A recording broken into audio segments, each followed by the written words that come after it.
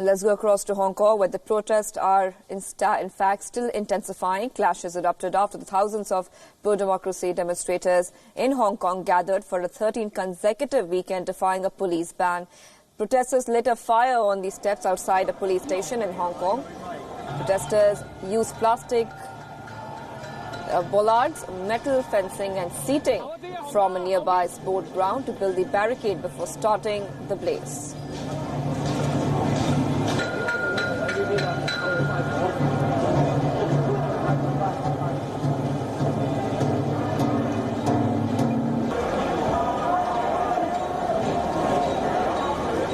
This weekend also marks the 5th anniversary of a decision by China's ruling Communist Party against fully democratic elections in Hong Kong.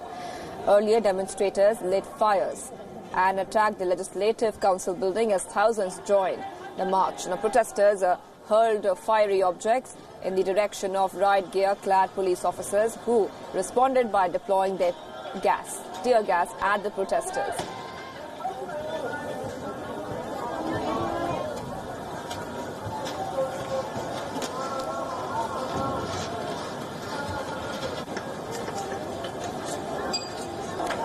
Police also used blue-dyed high-pressure water cannons at protesters. Traditionally, the blue-dyed water cannons are used to make it easier for the police to identify protesters afterwards.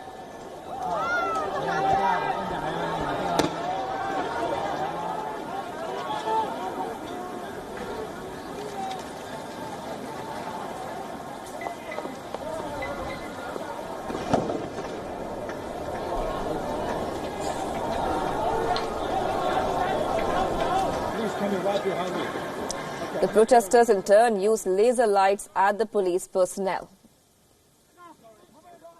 Now, this is not the first time that the protesters brought laser pointers to the demonstrations. Remember, the Saturday protests were called off after prominent pro-democracy activist Joshua Wong and Agnes Chow were arrested and released on bail yesterday. The unrest in Hong Kong, which began as a protest against an extradition bill, has now morphed into one of the biggest crises Chinese President Xi Jinping has faced since he took power in 2012.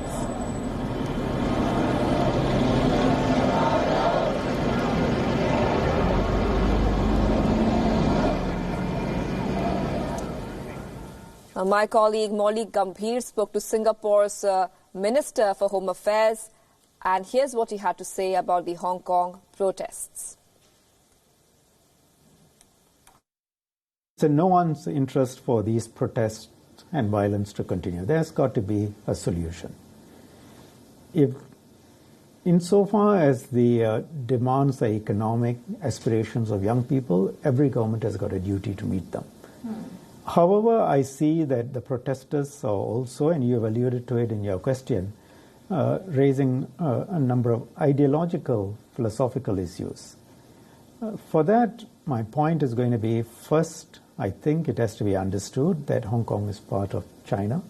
It's part of the sovereign state of China, and nobody, I think, questions that. Second, China is not going to allow Hong Kong, to have a completely different political system or go beyond what the current legal framework, including the Basic Law, allows. And I don't know to what extent the demands of the protesters are consistent with the Basic Law. I'm not an expert. But I think that to believe that you can go for, say, a whole series of rights in Hong Kong which are not in the Basic Law and which would be seen as aimed at the rule of the Communist Party of China, I can't see how China will agree to that. And I can't see how the rest of the world can see that as, can be supportive of such a situation.